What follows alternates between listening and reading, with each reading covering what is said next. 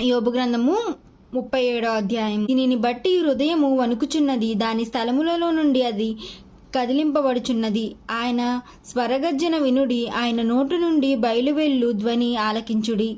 ఆకాశ వైశాల్యం అంతటి క్రింద ఆయన దాన్ని వినిపించును. భూమి అంతముల వరకు తన మెరుపును కనబడజేయును. దాని తరువాత మురుము ధ్వని గర్జించును. ఆయన తన గంభీరమైన స్వరముతో గర్జించును. ఆయన ధ్వని వినబడినప్పుడు ఆయన మెరుపును నిలిపివేయడు. దేవుడు ఆశ్చర్యముగా ఉరుముధ్వని చెయ్యును.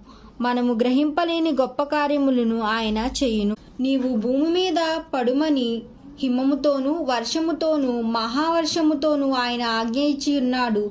మనుషులందరూ ఆయన సృష్టికర్త అని తెలుసుకొనున్నట్టి మనుషుని చేతిని బిగించి ఆయన ముద్ర వేసి ఉన్నాడు. జంతువులు వాటి వాటి గుహలలో చొచ్చి వాటి వాటి బిలములలో వసించును.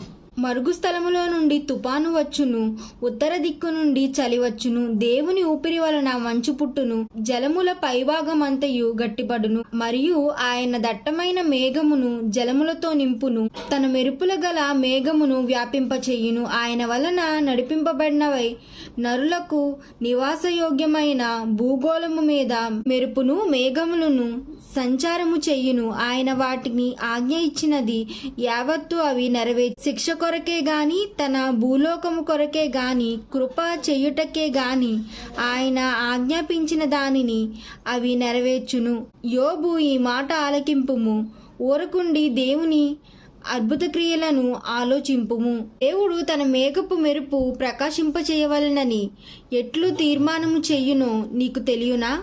మేఘములను తేలచేయుటయు పరిపూర్ణ జ్ఞానము గలవాని మహాకార్యములు నీకు తెలియనా? దక్షిణ గాలి వీచుట చేత ఉబ్బవేయునప్పుడు నీ వస్త్రం ఎట్లు వెచ్చబడినది నీకు తెలియనా?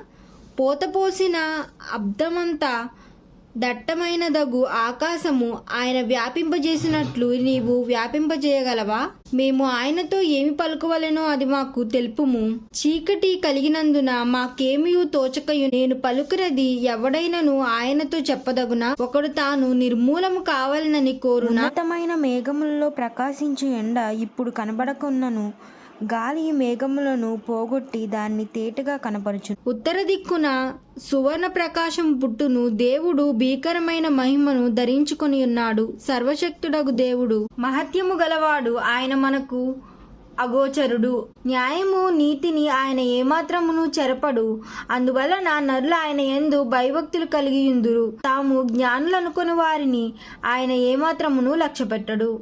ఆమేన్.